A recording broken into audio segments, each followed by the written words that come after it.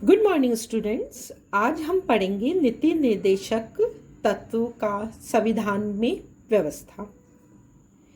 कल हमने देखा था कि नीति निर्देशक तत्व का मूल लक्ष्य क्या है, कहाँ से लिए गए और मौलिक अधिकार और नीति निर्देशक तत्व में क्या अंतर है, नीति निर्देशक तत्वों की क्या क्या विशेषताएं हैं। आज हम देखेंगे कि भारतीय संविधान में किस प्रकार के नीति निर्देशक तत्वों का वर्णन किया गया है या वे किस प्रकार के हैं। सबसे पहला जो नीति निर्देशक तत्व जो कि उनका मूल लक्ष्य या उद्देश्य है वह है लोक कल्याण की वृद्धि के लिए सामाजिक व्यवस्था। तो अनुच्छेद जो 38 है वह उस नीति निर्देशक तत्व में लोक कल्याण की वृद्धि के लिए सामाजिक व्यवस्था को सामाजिक ढांचे में परिवर्तन के लिए निर्देश देता है। और इसके अंतर्गत हम देखते हैं कि यह महिलाओं और पुरुषों को जीविका उपलब्ध कराने का निर्देश देता है। वह यह भी मानता है कि महिलाओं और पुरुषों को न केवल जीविका उपलब्ध कराई जाए बल्कि महिलाओं को पुरुषों के समान वेतन भी दिया जाए। इसके साथ ही साथ लोक कल्याण के क्षेत्र में नीति निर्देशक तत्व यह भी निर्देश देता है कि बच्चों का गरिमापूर्ण विकास किया जाए। बच्चे जो कि आने वाले राष्ट्र की धरोहर है, उनका विकास करना, गरिमापूर्ण विकास करना, उनकी शोषण से मुक्ति करना नीति निर्देशक तत्व का एक महत्वपूर्ण पहलू है। नीति निर्देशक तत्व का जो दूसरा प्रकार है वह है समान न्याय व निःशुल्क कानूनी सहायता उपलब्ध कराना। संविधान का जो अनुच्छेद 39 है वह यह व्यवस्था करता है कि संविधान के द्वारा आने वाली सरकारें जनता को समान रूप से न्याय प्रदान कराए। भारत में आर्थिक असमानता या अधिकांश जनता के गरीब होने के कारण उनके पास कानूनी सहायता प्राप्त करने के लिए पर्याप्त साधन नहीं है। अतः निःशुल्क कानूनी सहायता प्रदान करना सरकार का नैतिक दायित्व बनता है। नीति निर्देशक तत्व ग्राम पंचायतों के संगठन का भी निर्देश देते हैं। अनुच्छेद जो 40 है वह ग्राम पंचायतों के संगठन में को स्वीकार करता है। गांधी जी के सपनों का जो भारत था वह ग्राम पंचायत पर ही आधारित था। अतः ये माना गया है कि राज्य द्वारा पंचायतों की स्थापना की जानी चाहिए ताकि स्वायत्त शासन की स्थापना की जा सके। नीति निर्देशक तत्व काम, शिक्षा व लोक कल्याण सहायता का अधिकार भी प्रदान करते हैं। नीति निर्देशक तत्व में माना गया है कि राज्य अपनी सीमाओं के भीतर सभी नागरिकों को काम एवं शिक्षा उपलब्ध कराने का प्रयास करेगा। बेरोजगारी, बुढ़ापा, बीमारी, अशक्तता की स्थिति में व्यक्ति को सार्वजनिक सहायता देना सरकार का दायित्व माना गया है।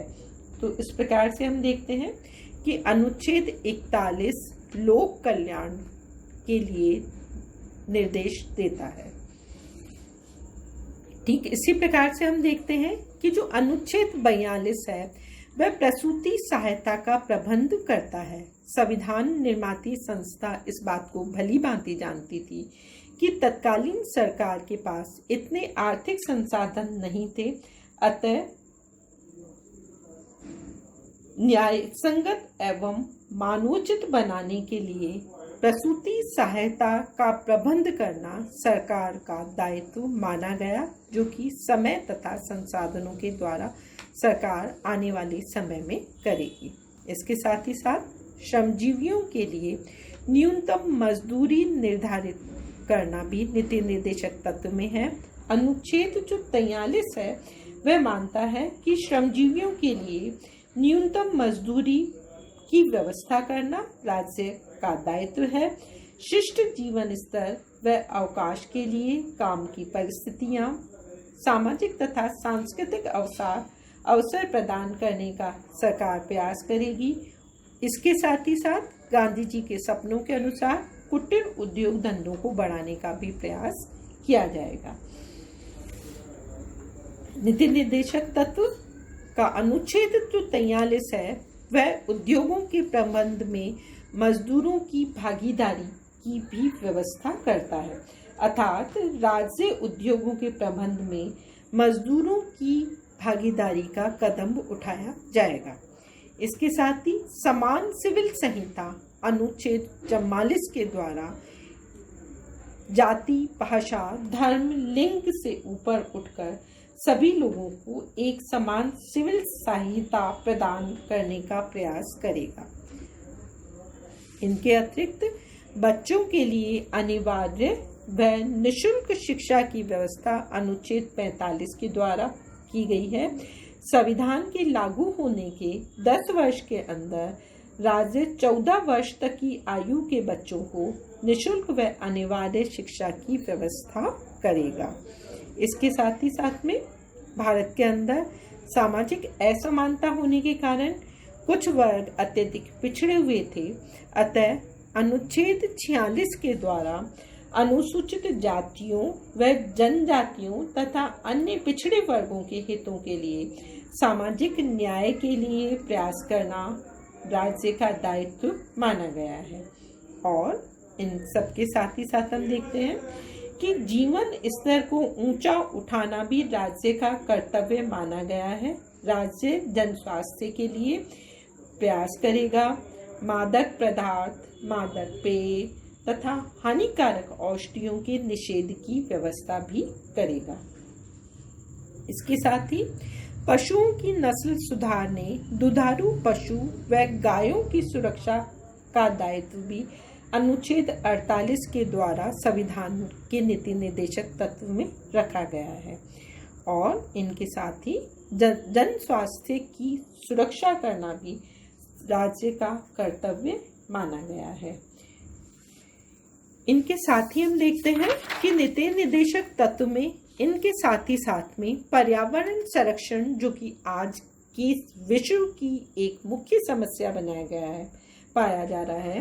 नीति निर्देशक तत्व के अंदर अनुच्छेद 48 के द्वारा पर्यावरण के संरक्षण तथा विकास के लिए व्यवस्था की गई है। वन्य जीवों की सुरक्षा की व्यवस्था करना भी राज्य का कर्तव्य माना गया है। इनके साथ ही ऐतिहासिक तथा राष्ट्रीय महत्व की इमारतों की देखभाल करने के लिए अनुच्छेद 49 के अनुसार निर्देश दिया गया है, जिसके अंतर्गत राष्ट्रीय महत्व के स्मारकों, इमारतों, कला के स्थानों और इनकी विकृति, टूट फूट, बिक्री आदि से रक्षा करने के लिए राज्य को बाध्य किया गया है। कार्यपालिका तथा न्यायपालिका का पृथक्करण, जो कि नागरिकों की स्वतंत्रता के लिए अत्यधिक आवश्यक है, तत्कालीन समय में चूंकि सरकार के पास पर्याप्त प्रशासनिक मशीनरी या आर्थिक संसाधन नहीं थे, अतः नीति निर्देशक तत्वों के द्वारा कार्यपालिका और न्यायपालिका के पृथक्करण का निर्देश दिया गया है। इनके साथ ही साथ में अंतर्राष्ट्रीय शांति व सुरक्षा के लिए भी राज्य के द्वारा प्रयासों की चर्चा की गई है और ये माना गया है कि राज्य द्वारा अंतर्राष्ट्रीय शांति व सुरक्षा में वृद्धि का प्रयास किया जाएगा। राष्ट्रों में न्यायपूर्ण व सम्मानपूर्ण संबंधों का विकास किया जाएगा। अंतर्राष्ट्रीय संधियों व समझौतों के प्रति सम्मान का भाव में वृद्धि करने का प्रयास किया जाएगा। मध्यस्थों के माध्यम से अंतर्राष्ट्रीय विवादों के निपटारे का प्रयास किया जाएगा। तो ये प्रमुख नीति निर्देशक तत्व थे जिनका कि हमारे संविधान में उल्लेख किया गया है। ये नीति निर्देशक तत्व, जैसा कि अभी हमने देखा कि विभिन्न लिए हुए हैं, इनका जो क्षेत्र है वह भी अत्यधिक व्यापक है। नीति निर्देशक तत्व मौलिक अधिकार नहीं है, ये सरकार को केवल दिए गए नैतिक निर्देश हैं जो कि वाद योग्य नहीं है। यद्यपि न्यायालय के द्वारा मौलिक अधिकार की श्रेष्ठता को अब स्वीकार कर लिया गया है, लेकिन यह भारतीय संविधान के अंदर एक विवाद का विषय भी रहा। सरकार के द्वारा स्वतंत्रता प्राप्ति के पश्चात एक लंबे समय तक नीति निर्देशक तत्वों को क्रियान्वित करने के लिए जो भी प्रयास किए गए वे मौलिक अधिकारों के विपरीत या उन पर कुठाराघात करते हुए थे। अतः न्यायालय के द्वारा दिए गए निर्णयों में कभी नीति निर्देशक तत्व और कभी मौलिक अधिकारों को महत्व दिया गया, लेकिन अंततः इस बात को स्वीकार किया गया कि नीति निर्देशक तत्वों को मौलिक अधिकारों की कीमत पर लागू नहीं किया जाएगा। कल हम पढ़ेंगे नीति निर्देशक तत्वों की आलोचना।